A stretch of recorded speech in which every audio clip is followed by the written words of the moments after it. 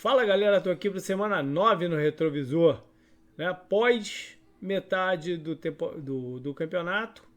Então, se na semana passada eu fiz o report que eu achava que estava indo bem, né? Dei as premiações e tal.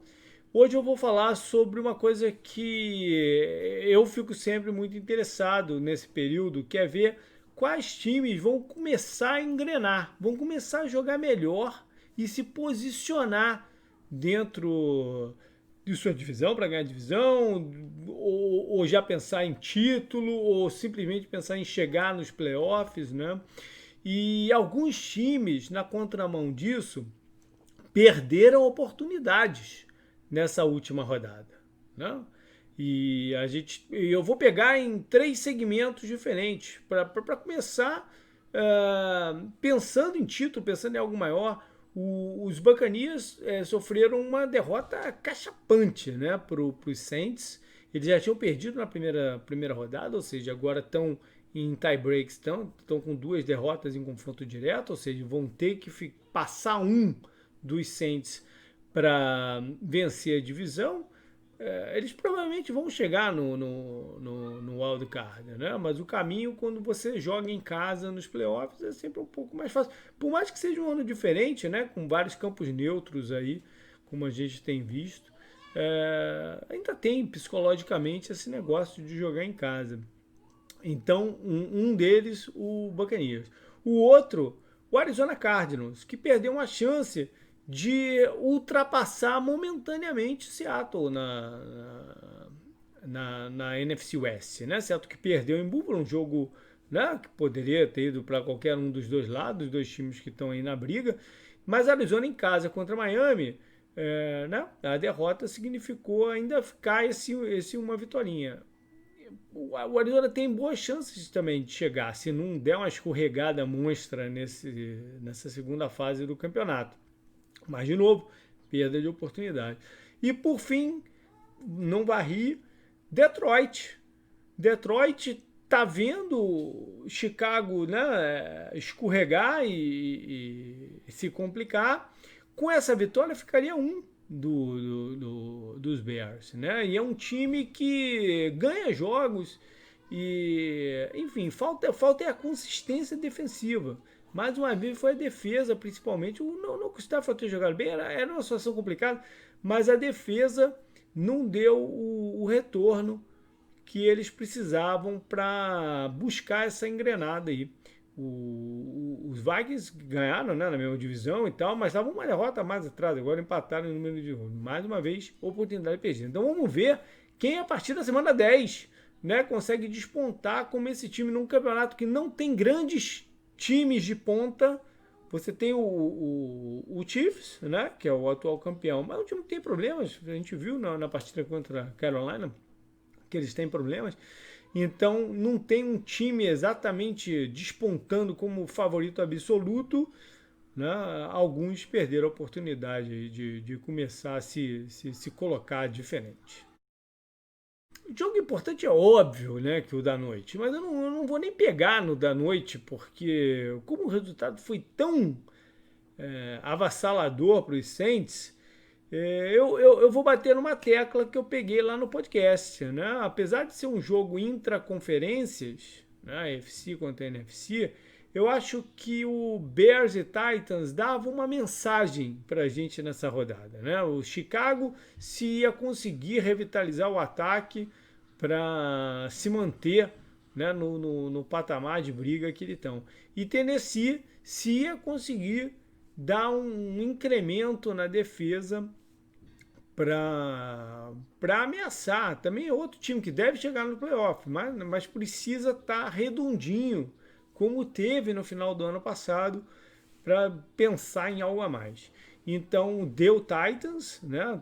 Conquistou turnovers, enfim, conseguiu parar a defesa do Chicago. Na verdade, não significa que a defesa dele está arrumada, né? Significa que a defesa do Chicago continua muito ruim. O ataque do Chicago continua muito ruim. Então, por mais que tenha dado essa clarificada, né, é algo ainda a se observar. No upset, vou voltar então ao jogo do Arizona e Miami, né, que eu já falei um pouquinho ali no começo. Foi uma rodada de poucos resultados assim que você questionava, né, como surpreendentes e tal. O Arizona vinha do bye, né, e você sempre espera um time que vem do bye esteja bem preparado para o jogo e pronto, né, para se impor, tanto na parte tática como na parte física. E a gente não pode menosprezar Miami mais, né? Eu falei isso também, que não dá para menosprezar Miami, mas o Arizona, além da campanha melhor, estava vindo do Dubai. Então, foi um jogo em que a defesa de Miami deu o tom lá no comecinho, né? Com um turnover retornado para touchdown. E depois foi a defesa que conseguiu o stop, né?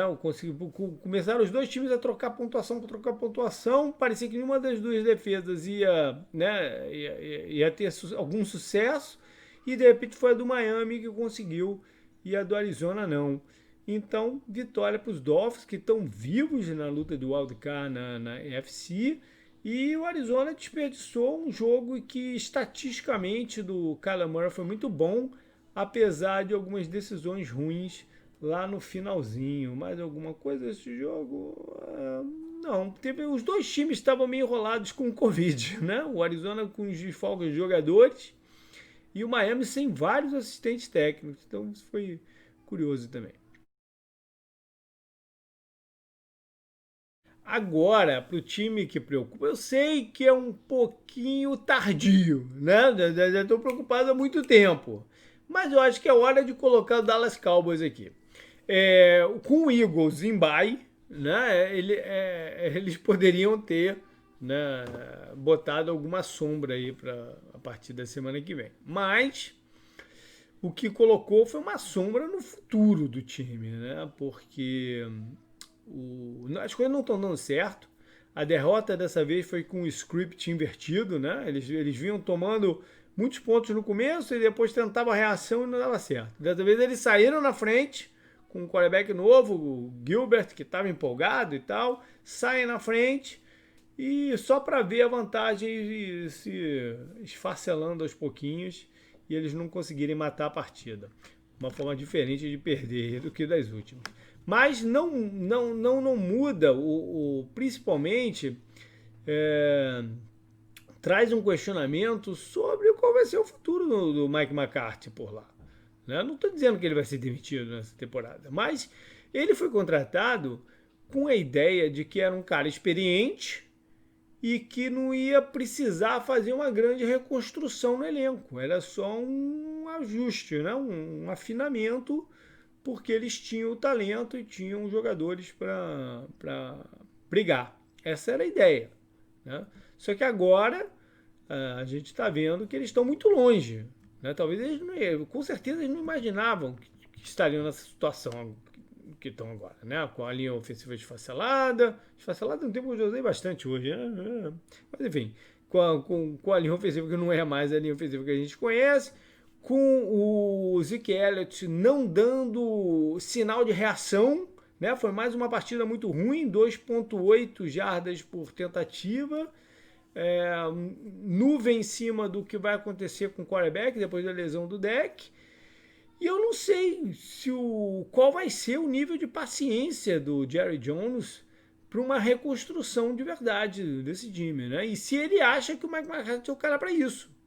Né? Eles vão ter que fazer muita ponderação aí nos próximos meses, né? A gente sabe que o Jerry Jones enxerga esse momento, né, como que ele precisa competir logo, que ele não tem muito tempo, não estou zicando ele não, mas que ele não tem muito tempo a perder, né? Então vamos ver qual vai ser aí o futuro do Dallas Cowboys. Vamos trazer esse assunto em breve lá no podcast também. Up and down. Como sempre, eu pego numa mesma partida, né? Eu fiz isso sem querer lá na primeira rodada e fui fazendo ao longo aí das semanas. Mas é a partida que eu escolhi, então, foi um jogo importante da rodada também, que foi Seattle e Buffalo. Um jogo em que o Josh Allen voltou a se destacar, né? Mas eu trouxe o principal alvo dele, que é o Stephon Diggs. Né? Ele mexe com a cara desse ataque, né? Porque ele é o cara que coloca medo no adversário, pelo poder dele de se desmarcar, né? Via rotas e via mobilidade que ele tem.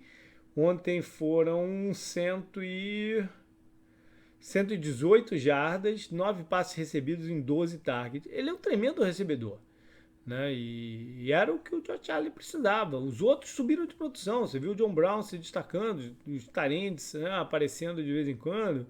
Então o Diggs muda o perfil de quem é quem é Buffalo, né? Inclusive o Pete Carroll deu uma declaração estranha até, dizendo que não esperava que eles fossem passar tanto a bola. Pô, mas o ataque deles agora é esse, né? E ainda mais contra uma defesa que está tão enrolada na sua cobertura defensiva. Cobertura defensiva como um todo, então, é o down. Eu não estou nem destacando um jogador só, não. Eu resolvi pegar a unidade, o sistema como um todo.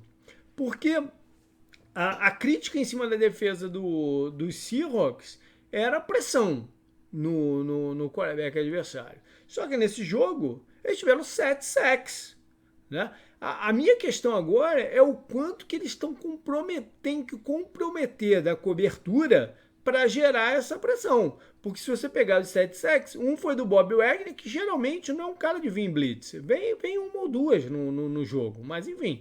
O outro do outro linebacker, o KJ Wright, mudou um pouquinho de função, tá mais próximo da linha de scrimmage, mas ainda assim é um linebacker. 1,5 do Jamal Adams, que voltou de lesão. Então tem vários aí componentes de blitz, né? Talvez isso seja, eles não estão acostumados com isso, né? O Seattle nunca foi um time que jogou em blitz.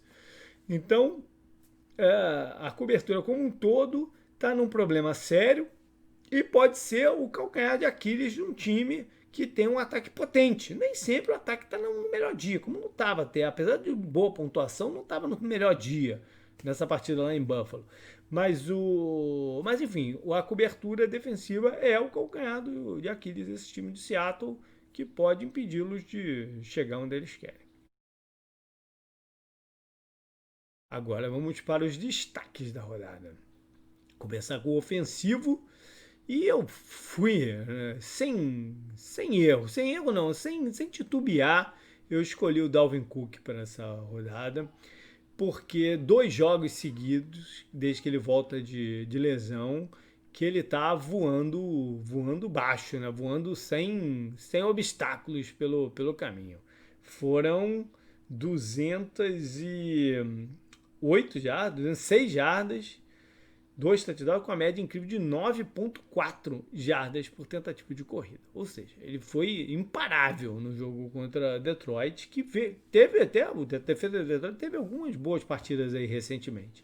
Então, Dalvin Cook, e um dos poucos running backs em que o jogo de corrida está fluindo esse ano, né, por ele, pelo que ele faz correndo com a bola e não recebendo passe. Tem até o running back, né? Recebe passes e tal, não sei o que. Ele não, ele é o cara que está fazendo fluir pela figura do running back, é o Dalvin Cook. E na defesa eu vou no mesmo jogo. Eu vou do rapaz que me chamou muita atenção num jogo de prime time do Minnesota contra Seattle, porque eu nunca tinha ouvido falar nele, o Eric Wilson, linebacker. De novo ele se destaca na partida. Está se mostrando um playmaker, né? Um playmaker que ninguém conhecia. Há 4 rodadas seguidas ele tem um turnover conquistado, seja fumbles ou interceptação. Dessa vez foi uma interceptação. Ainda somou um sec na brincadeira. Muito ativo. Eu vou te falar, eu nem sei se ele está cumprindo sua função tática perfeitamente em campo, mas o fato dele ser esse playmaker dentro da posição de linebacker já dá um plus numa defesa que estava precisando muito de que alguém mais aparecesse, né? E talvez a presença dele seja um dos motivos que explicam essas 3 vitórias mais ou menos recentes dos Vikings. E Special Teams, vamos lá para o jogo, né, entre os rivais de Los Angeles, o Raiders e os Chargers. Um dos motivos que os Raiders, né, acabaram com a vitória foi a recuperação de um fumble, né, que eles chamam de punt, né? O cara que ia retornar o punt não pega a bola, ela fica solta e acabou nas mãos do linebacker Wilber. E esse tipo de lance é um lance que, né, volta e meia fica muito confuso, com muita gente em cima uma por cima da outra, o juiz tem que ir separando. Nem sempre quem pegou a bola primeiro foi quem ficou com a bola na hora que o juiz olhou, né? Então, e é isso que vale, quem está no momento que o juiz aparta quem é que está com a bola ali, ou seja, precisa de muita vontade, né, para terminar com essa bola, hein, com a posse dela. Então tá aí o Wilber. E para finalizar, calouro, eu fui pro jogo de Miami, mas não vou trazer ainda quem você acha que eu estava trazendo, né? Por mais que o Tua tenha jogado bem, eu resolvi dar um destaque defensivo aqui, já que a defesa de Miami, né, eu venho elogiando nas últimas semanas.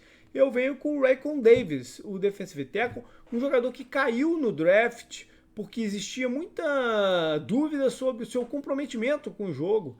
E o cara tá jogando pra caramba. Né? Ele foi uma presença, é o tipo de posição que não aparece na estatística.